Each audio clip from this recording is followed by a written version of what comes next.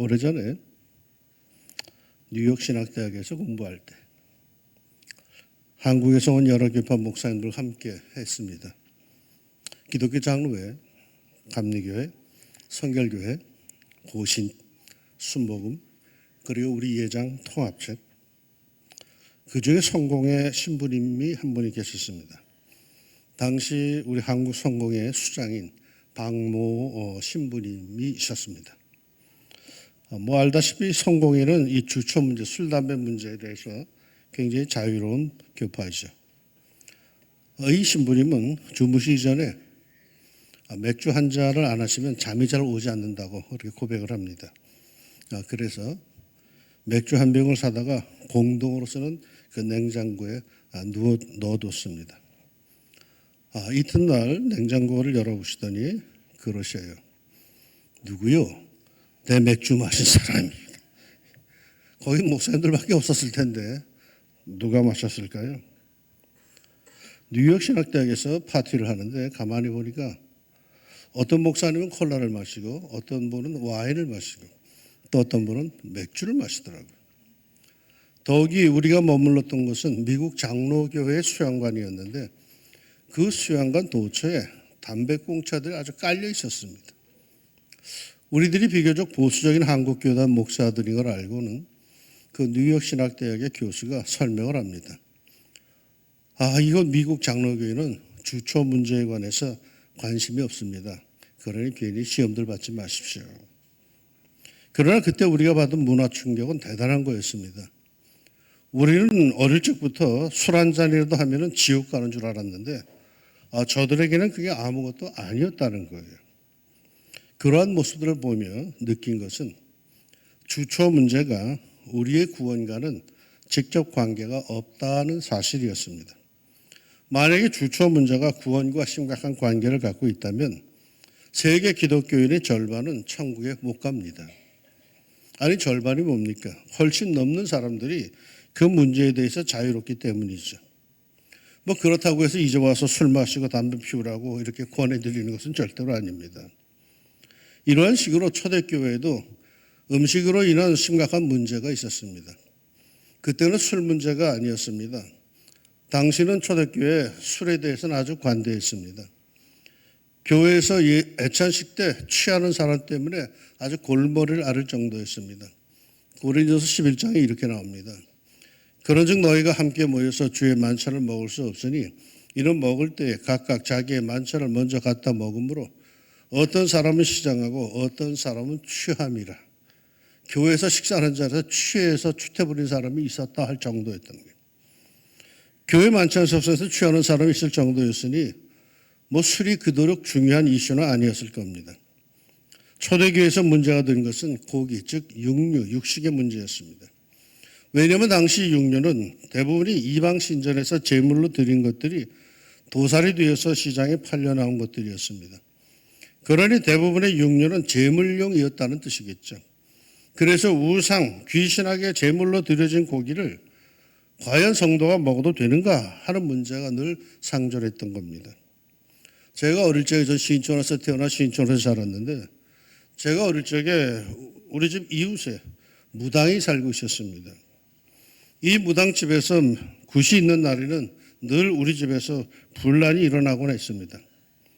이 무당이 굿을 하고는 이웃에게 시끄럽게 해서 미안하다고 먹음직스러운 팥시루떡을 우리 집에 보내곤 했습니다. 팥시루떡 중에 제일 맛있는 게 무당집 시루떡입니다. 그들은 절대로 대충 만들질 않아요. 귀신하게 드리는 거라고 아주 정성이 얼마나 들어가는지 파달들이 말이죠. 아주 굵직굵직한 것들만 있어요.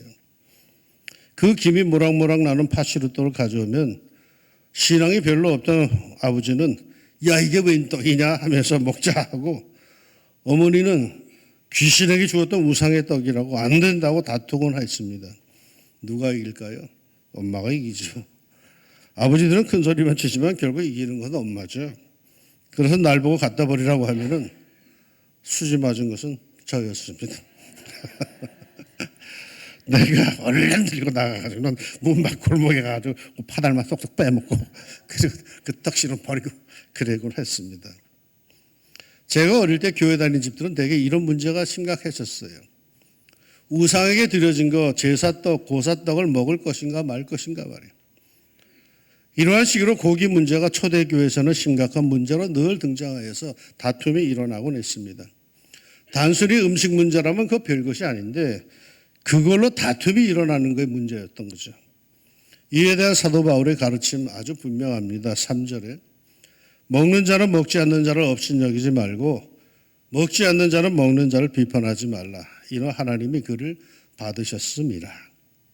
하나님이 받아주신 하나님의 자녀가 되었습니까?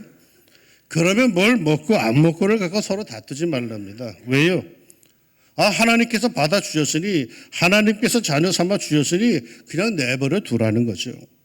하나님의 자녀가 되기 전이라면 모르겠는데 된 이후에는 그런 거 별로 중요하지 않다는 겁니다. 저는 화곡동에서 부목생활 5년을 했고 신정동에서 담임생활 5년을 했습니다. 그러니까 약 10년을 강서구 양천구에서 살았습니다. 그 지역에는 호남 분들이 아주 많이 살고 있는데 한 번은 이분들 댁에 신방을 갔다가 아주 이상한 음식을 대접받게 되었습니다. 엄청나게 구린내가 나는 썩는 냄새가 진동하는 음식을 대접을 받게 되었습니다. 흑산도 홍어, 그것도 제대로 삭힌 홍어였어요. 그 집에 들어서는 순간부터 정치를 알 수 없는 그 썩는 냄새 때문에 머리가 다 아팠는데 예배를 마치고 나니까 먹으라고 내놓았습니다. 기가 막혔어요. 썩은 데가 진동하는 것을 어떻게 먹어요? 고민을 했죠. 정결과 거룩을 내세우는 성도가 목사가 이런 썩은 것을 어떻게 먹을 수 있을까? 마치 시체를 청소하듯 먹어치우는 하이에나처럼 추하게 이런 걸 어떻게 먹을 수 있을까? 그런데 그걸 대접하는 분이 얼마나 귀한 것이라고 하는지, 또한 동행 중에 호남 분들이 얼마나 귀하게 그걸 대하는지 할 수 없이 몇 점을 먹었어요. 몸소리치며 아주 먹었어요. 그런데 지금은 안 줘서 못 먹어요, 그거를. 하나님의 백성들에게 있어서 뭘 먹느냐 안 먹느냐가 그거 그렇게 중요한 거 아니에요. 하나님의 백성은 다 먹을 수 있어요. 왜요? 하나님께서 주신 것들인데 뭔을 못 먹겠습니까? 그런 게 문제가 아니죠. 진짜 하나님의 사람들이라면 그런 게 문제가 될 이유가 하등 없어요. 도리어 성경은 분명하게 우리에게 말씀합니다. 14절에 내가 주 예수 안에서 알고 확신하노니 무엇이든지 스스로 속된 것이 없으되 다만 속되게 여기는 그 사람에게는 속되느니라. 음식들 중에는 본래 속된 것이 없어요. 다만 음식을 갖고 이것은 속되고 저것은 거룩하다는 식으로 사람들이 구분해서 그렇지 하나님께서는 음식물에 속되고 거룩함을 두지를 않으셨어요. 음식물은 그냥 음식일 뿐입니다. 그러면 무조건 다 먹어라? 그것도 아니에요. 15절에 만일 음식으로 말미암아 네 형제가 근심하게 되면 이는 네가 사랑으로 행하지 아니함이라. 그리스도께서 대신하여 죽으신 형제를 네 음식으로 망하게 하지 말라. 음식물 자체는 아무것도 없어요. 거룩함도 속됨도 없어요. 그런데 문제는 사람들에게 있는 거죠. 사람들은 다양해서 아무것도 아닌 것으로 괜히 시험받는 사람들이 있어요. 그러니 그런 것으로 시험받는 약한 교우들을 위해서, 그런 형제를 위해서 음식을 절제하라는 거죠. 그게 성도의 사랑이랍니다. 우리가 소망하고 우리가 꿈꾸고 우리가 지향하는 하나님의 나라 어떤 것입니까? 17절에 하나님의 나라는 먹는 것과 마시는 것이 아니요 오직 성령 안에 있는 의와 평강과 희락이라. 뭘 먹고 뭘 안 먹는 것이 하나님의 나라가 아니에요. 도리어 하나님의 나라는 뭘 먹든지 모든 성도가 성령 안에서 의와 평강과 희락을 누리는 곳이어야 합니다. 그러면 의와 평강과 희락으로 이루어지는 이 하나님의 나라를 위해서 우리가 더욱 노력해야 할 것은 뭘까요? 19절에 이렇게 나옵니다. 그러므로 우리가 화평의 일과 서로 덕을 세우는 일을 힘쓰나니 음식으로 말미암아 하나님의 사업을 무너지게 하지 말라. 만물이 다 깨끗하되 거리낌으로 먹는 사람에게는 악한 것이라. 무엇보다 우리가 힘써야 할 것은 화평의 일, 덕을 세우는 일입니다. 아무리 어쩌고 저쩌고 해도 화평하지 못하고 덕을 세우지 못한다면 그거 소용없는 일입니다. 덕을 세워야 합니다. 고린도전서 10장 23절 기억하시죠? 모든 것이 가하나 모든 것이 유익한 것이 아니요 모든 것이 가하나 모든 것이 덕을 세우는 것은 아니니. 우리가 모든 걸 다 할 수가 있죠. 모든 걸 다 주장할 수가 있죠. 그러나 다양성을 인정하고 연합하고 덕을 세우며 힘을 써서 하나님의 나라가 화평함으로 든든히 세워지게 하랍니다. 잊지 맙시다. 만물이 다 깨끗하되 거리낌으로 먹는 사람에게는 악한 것이니라. 저는 좀 성격이 까다로워서 속도 좀 그런 것 같아요. 그래서 뭘 이렇게 먹으면서 맛이 조금 이상한데 혹시 상한 게 아닌가 싶으면 반드시 속이 탈이 나요. 그런데 똑같은 음식을 똑같은 식당에서 먹었는데 나하고 같이 사는 사람은 아무런 문제가 없어요. 왜 그럴까요? 거리낌으로 뭔가 깨름직하게 먹는 사람에게는 악한 것이라. 맞지 않다는 얘기죠. 그러게 성경은 이렇게 결론을 내립니다. 23절에 의심하고 먹는 자는 정죄되었나니 이는 믿음을 따라 하지 아니하기 때문이라. 믿음을 따라 하지 아니하는 것은 다 죄니라. 믿음으로 삽시다. 믿음의 세계에서 사는 이가 믿음을 따라 하지 않고 머리를 따라가고 논리를 따라하는 것, 그거 다 죄라고 하지 않습니까? 그냥 단순한 세상에서의 삶이라면 모르겠는데 신앙의 세계에서, 믿음의 세계에서는 믿음을 따라하지 않는 것은 다 죄입니다. 믿음이 없이는 하나님을 기쁘시게 못한다는 기독교 신앙, 믿음의 세계 안에서 사는 이가 믿음 없이 그냥 그렇게 사는 것은 이건 죄입니다. 믿어주지 않는 것, 그거 얼마나 기분이 나쁩니까? 하나님께서도 당신의 섭리와 보호하심과 인도하심에 축복하심에 대한 믿음도 없이 일하는 사람들, 종교라는 게 다 그렇고 그런 거지 뭐 하며 사는 사람들, 그들을 보시면 얼마나 서운해 하시겠습니까? 그러기에 그게 다 죄랍니다. 봉사를 해도 믿음을 따라 하십시오. 믿음 없이 봉사하는 것은 재능 기부에 불과합니다.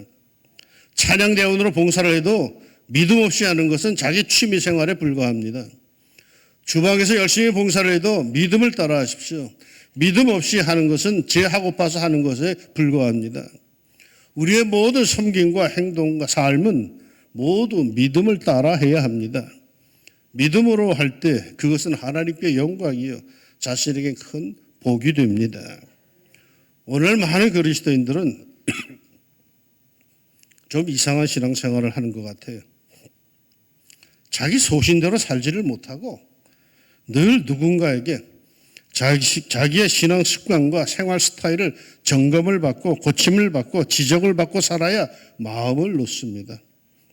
이는 마치 아침마다 옷장에서 옷을 꺼내 입고서는 자신이 안 사는지 식구들에게 이 옷 어때? 괜찮아? 어울려? 이상하지 않아? 하고 자꾸 묻는 것과 같아요.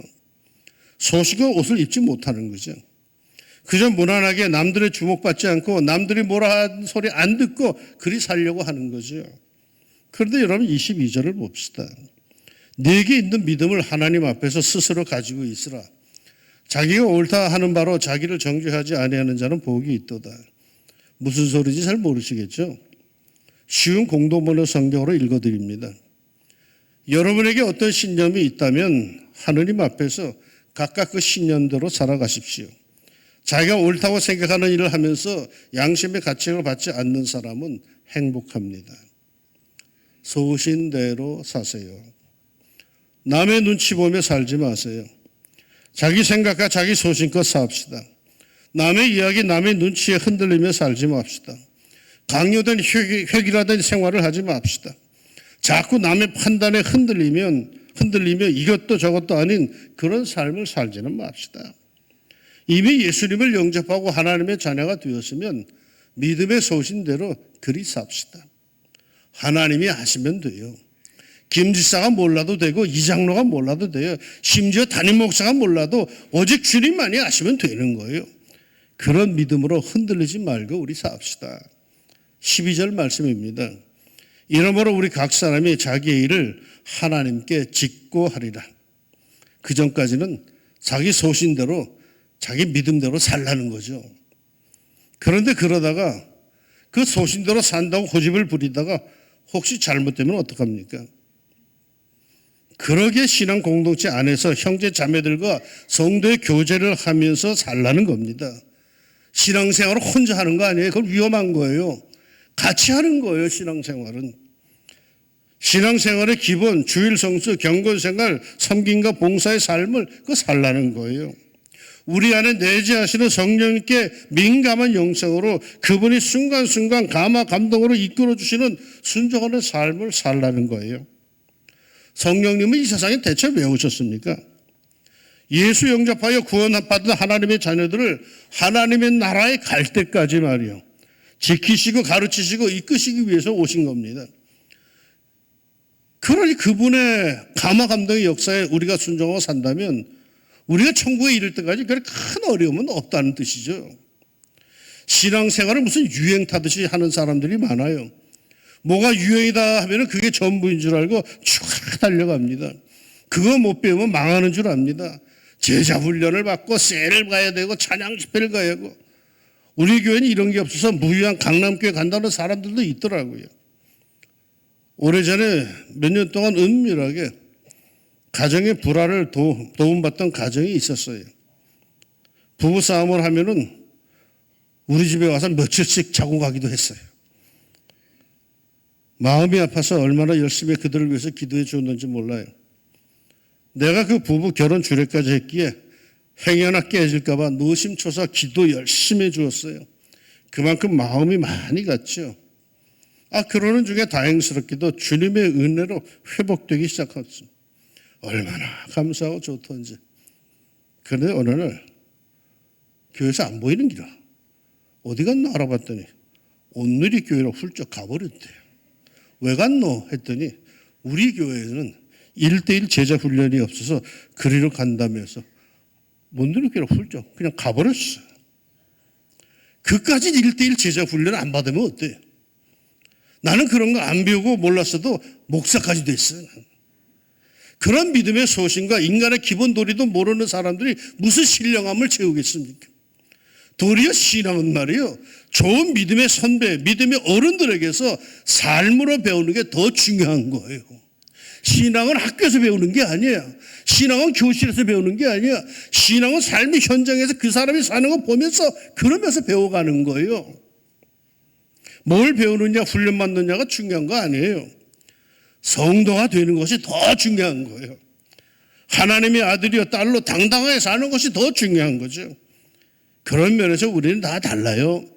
하나님께서 다 다르게 만드셨어요. 심지어 교회도 다 달라요. 똑같은 잣대로 교회를 보지 마세요. 저 교회는 이런, 우리 교회는 그딴 소리 하지 마라. 교회는 다 다른 거예요. 이 교회는 이거 잘하고 저 교회는 저거 잘하는 거예요. 이 성도는 이걸 잘하고 저 성도는 저걸 잘하는 거야. 다 잘하는 교회, 다 잘하는 성도는 세상에 없어요. 그러게 우리는 늘 주님과 동행하며 성령의 인도하심 속에 우리 각자 나름대로 신앙 소신을 갖고 최선을 다해 살면 되는 거죠. 즉 믿음으로 사는 겁니다. 주님 오라 하신 날까지, 주님 앞에 설 때까지 우리는 각자의 믿음을 갖고 그 믿음에 근거하여 말하고 행하고 섬기고 나누고 충성하다가 가는 것이고, 마침내 하나님 앞에 섰을 때 모든 것을 짓고 직접 고하는 것이에요. 너 왜 그랬어? 라고 했을 때 직접 내 입으로 하나님 그때는 말이죠 이래서 이렇게 했어요 라고 직접 고백하라는 거예요. 믿음을 따라서 합시다. 믿음을 따라 행합시다. 굳건히 듬직하게 믿음 갖고 삽시다. 믿지 못하여서 철삭거리는 삶 살지 말고 하나님의 인도하심과 지키심과 동행하심과 그 넓으심을 신뢰하며 우리 믿음으로 삽시다. 뭐 이런 경우도 있고 저런 경우도 있는 거죠. 뭘 그러세요?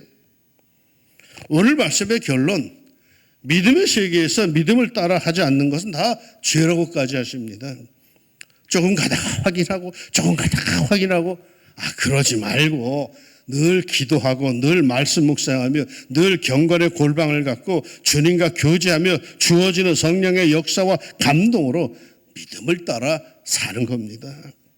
그 믿음이 마침내 하나님 보좌 앞에 이르게 할 것이며 그 믿음대로 살았기에 믿음의 주로부터 큰 상급과 축복이 있을 겁니다. 믿음을 따라가는 권세 있는 성도, 형통하고도 성숙한 성도들이 되기를 우리 주님의 이름으로 축원합니다. 기도합시다. 열심히는 사는데 눈치 보며 사는 사람들 참 많습니다.